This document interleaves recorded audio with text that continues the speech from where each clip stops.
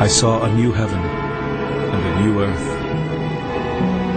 The first heaven and the first earth had disappeared, and so had the sea. Then I saw New Jerusalem, that holy city, coming down from God in heaven. It was like a bride, dressed in her wedding gown, and ready to meet her husband. I heard a loud voice shout from the throne, "God's home is now with his people. He will live with them, and they will be his own." Yes, God will make his home among his people. He will wipe all tears from their eyes, and there will be no more death, suffering, crying, or pain. These things of the past are gone forever. Then the one sitting on the throne said, "I am making everything new. Write down what I have said. My words are true and can be trusted. Everything is finished. I am Alpha and Omega, the beginning and the end. I will freely give water from the life-giving fountain to everyone who is thirsty. All who win the victory will be given these blessings. I will be their God, and they will be my people. But I will tell you what will happen to cowards and to everyone who is unfaithful, or dirty-minded, or who murders, or is sexually immoral, or uses witchcraft, or worships idols, or tells lies. They will be thrown into that lake of fire and burning sulfur. This is the second death.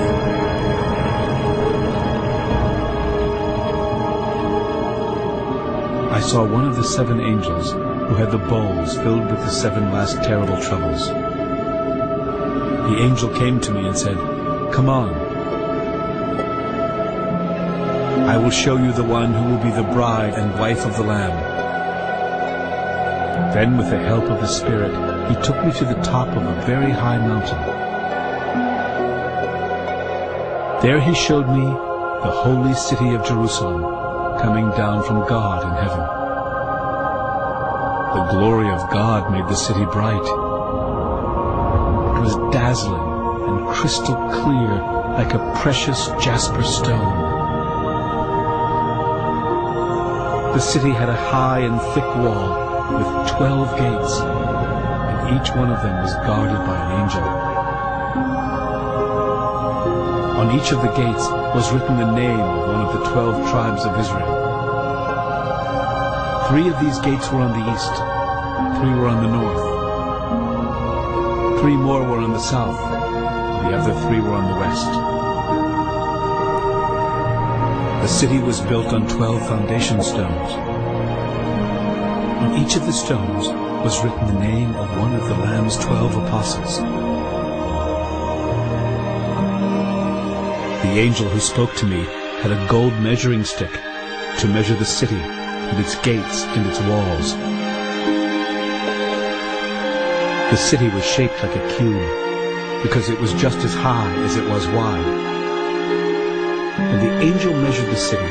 It was about 1,500 miles high and 1,500 miles wide. Then the angel measured the wall, and by our measurements, it was about 216 feet high. The wall was built of jasper. The city was made of pure gold, clear as crystal. Each of the 12 foundations was a precious stone. The first was jasper.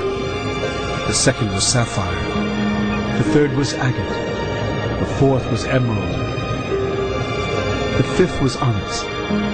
The sixth was carnelian. The seventh was chrysolite. The eighth was beryl. The ninth was topaz.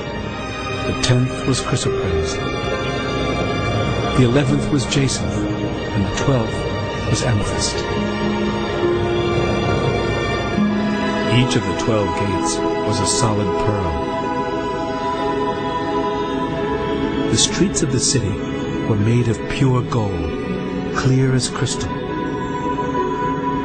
I did not see a temple there. The Lord God all-powerful and the Lamb were its temple. And the city did not need the sun or the moon. The glory of God was shining on it, and the Lamb was its light. Nations will walk by the light of that city, and kings will bring their riches there.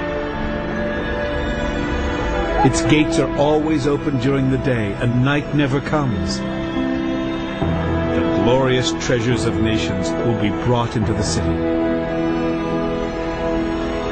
But nothing unworthy will be allowed to enter. No one who is dirty-minded or who tells lies will be there. Only those whose names are written in the Lamb's Book of Life will be in the city.